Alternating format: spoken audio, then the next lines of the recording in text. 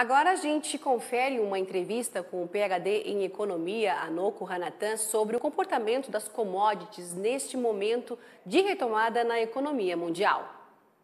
Desde as baixas de maio de 2020, o milho, a soja e o cobre estão em máximas de 7 a 8 anos, enquanto o algodão está sendo negociado em uma alta de 3 anos. Outro protagonista é o petróleo, liderando o índice de preços.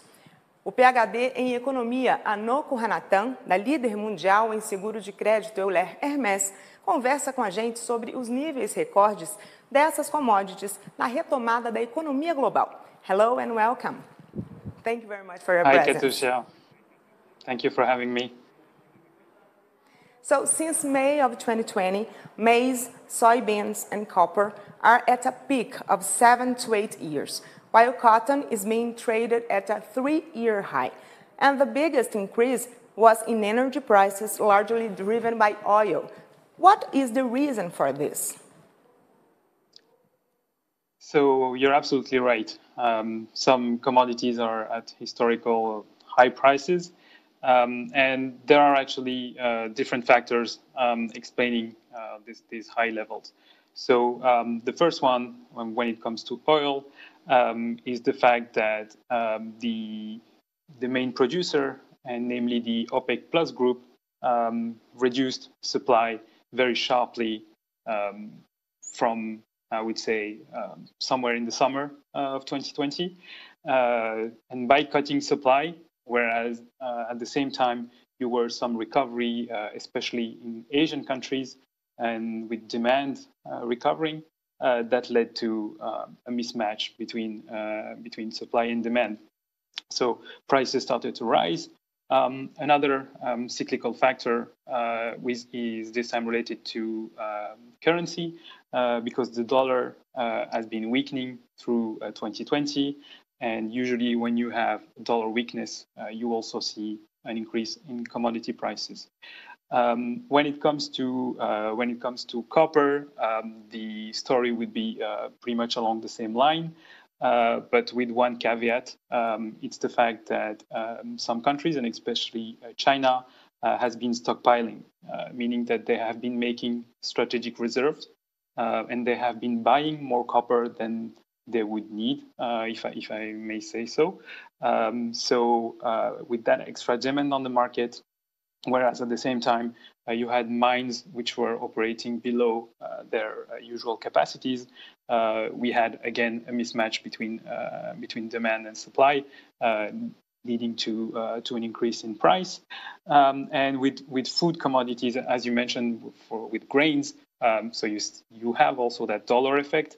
And you also had stockpiling, and especially from China. If you look at imports of cereal and grains in China, in 2020, they were about 70% higher than they were in 2019. So we can easily infer that this is not due to people consuming more food, but rather the country making strategic reserves for in the event that the disruption and the pandemic could last longer. You mentioned these strategies of Asian countries and the weakness of dollar. With these figures, how is the projection for growth of the big economies for next year, for example? So we have a strong recovery penciled in within our economic research team, about 5% globally. Obviously, it's going to vary from one country to another. But we are expecting a strong recovery this year. Most of the recovery will come in the coming quarters, because there are still some sanitary situation and restrictions across the globe. But hopefully in the second semester, we'll have a very, very sharp recovery, and that should increase demand for commodities. But on the other hand, supply will also normalize. So mines will be at a higher capacity. Oil refineries also will go back to capacities that were seen pre-COVID, and we are expecting a normalization starting from especially from the summer. About this normalization, among the impacts of the pandemic, there are supply and stock restrictions that push commodity prices up, like you said.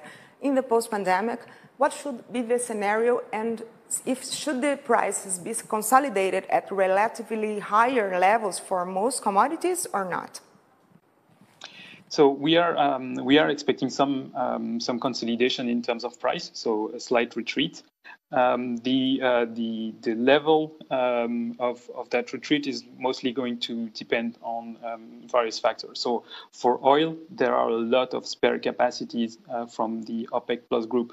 So depending on how much the OPEC Plus group increase its supply to the market, is going to have a huge impact on oil prices. We also expect the North American oil sector to recover and supply more barrels to the market, and we are also expecting some appreciation of the dollar. So all in all, we are expecting some decrease in oil prices for the remainder of the year, but we are not going to go back to cheap oil. We expect the price to remain at relatively high levels, and because we're also going to have strong demand. Same goes for industrial metals. Supply is going to normalize, but we're seeing strong recovery and strong demand, so that should stabilize price at a high level.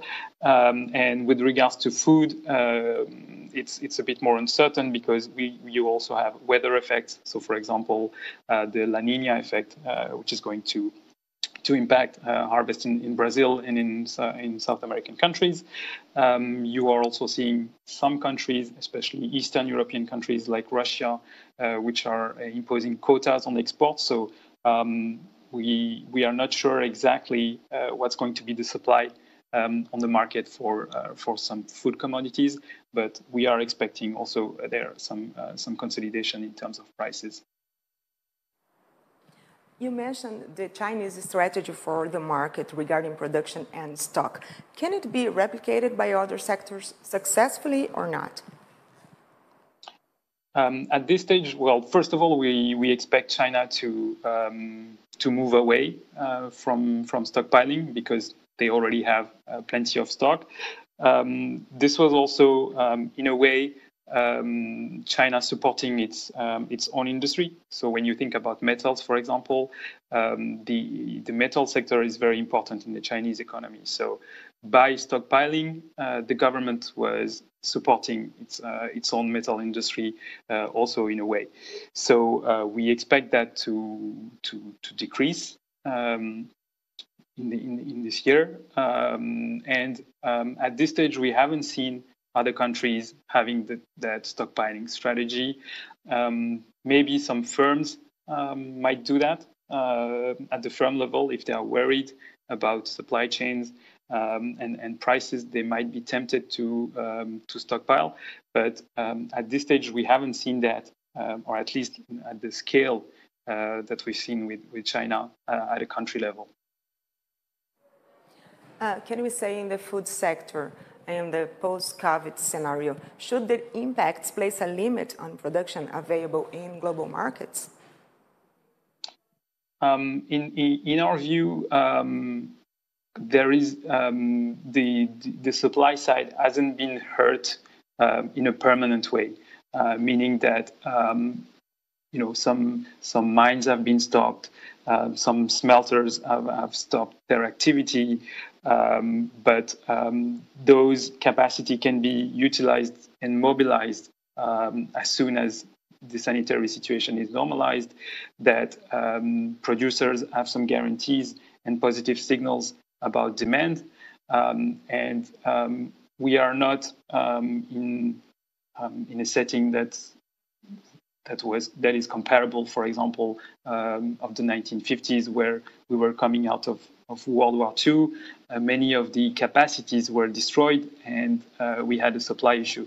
Now what we are seeing is that there is, for sure, some supply constraint, but the utilization rate and the capacities the utilization rate can be increased, and the capacities are here to be mobilized.